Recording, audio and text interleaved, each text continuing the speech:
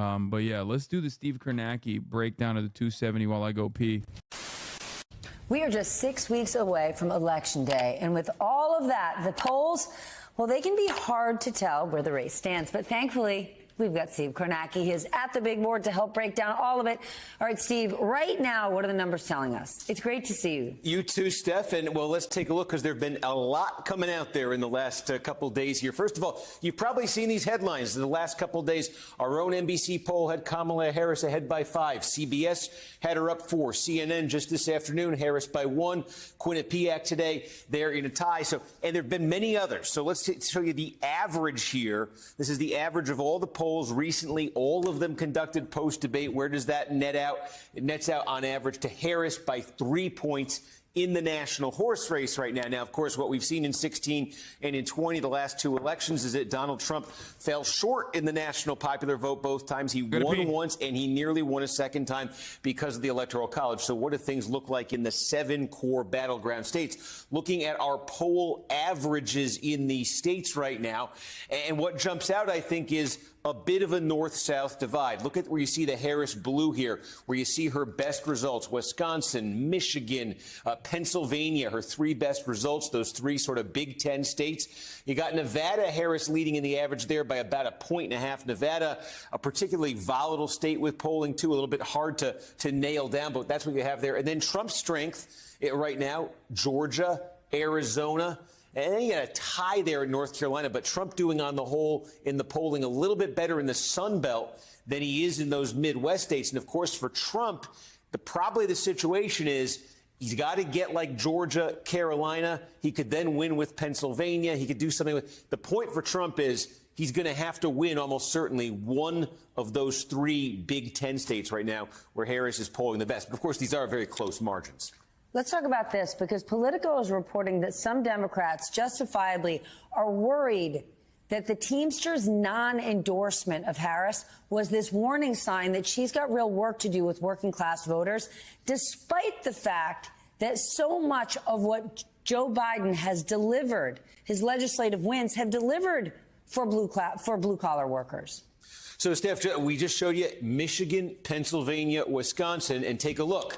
Michigan, Pennsylvania, Wisconsin, these 3 states among the 7 core battleground states have the highest adult populations of white voters without 4-year degrees, blue-collar white voters. And, of course, we talk about this as a core Trump constituency in 16 and in 20, but another feature has been polling misses among this group of voters, blue-collar white voters, particularly in Michigan, Wisconsin, and Pennsylvania, both in 2016 and in 2020. So keep that in mind.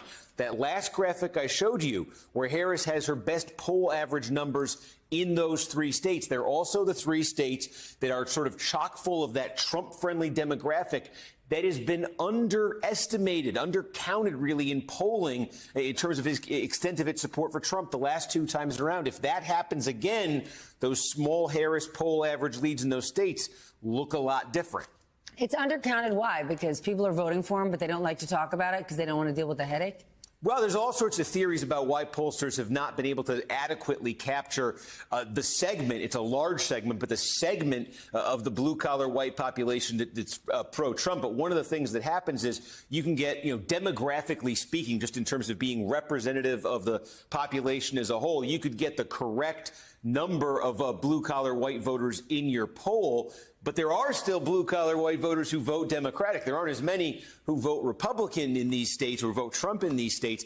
And what may end up happening in these polls is they get more willingness from the Democratic side of that, the Democratic segment there, to actually answer the phone and go through the poll process than on the Republican side. A lot of different theories for why those Trump voters have been hard to reach for pollsters, but it certainly seems that they have been. It certainly seems that that's been the issue in the polling in those states. What about the ceiling? Because VP Harris still has areas where she can expand support. But Trump, it seems like he's got a ceiling. Is that the case? Well, certainly, look, talking about 46% or so, 47% generally is what people think just based on the last 2 elections, though there have been some polls where he's polled a little bit higher than that this time around. One area to look at for Trump is he's shown some growth in the polls relative to 2020 and 2016 among non-white voters. Now, among black voters, what you're looking at here, this is our average of all the different polls that are out there right now. And on average, Trump sitting in the mid-teens there among black voters. Now, again, these numbers will bounce around from poll to poll, so it's a little bit hard to nail down. But we could say, historically speaking, if anything like this were to play out in the election, 15% for a Republican among black voters in a presidential election would be at the very high end of what we've seen in modern times. And that, it's small, but that could boost Trump in a state like Georgia, a state like North Carolina, a state with a large black population. Just that kind of improvement from the mid-high single digits to the mid-teens. And then among Hispanic voters, this was a very big story in 2020, of course. Trump made big strides with Hispanic voters. Well, again, you're looking at our average of all the polls right now among Hispanic voters. Harris 54, Trump 41. Again, if this were to be what actually played out in the election, that would represent further progress, further growth for Trump among Hispanic voters. You start thinking about in Arizona, Nevada, this would come into play, though, certainly in Georgia as well, 10% Hispanic there. So, again, this would represent growth for Trump. We talk about, is he locked in based on 16 and 20? Here are two demographic groups, particularly Hispanics, where he has shown some improvement from the last time around.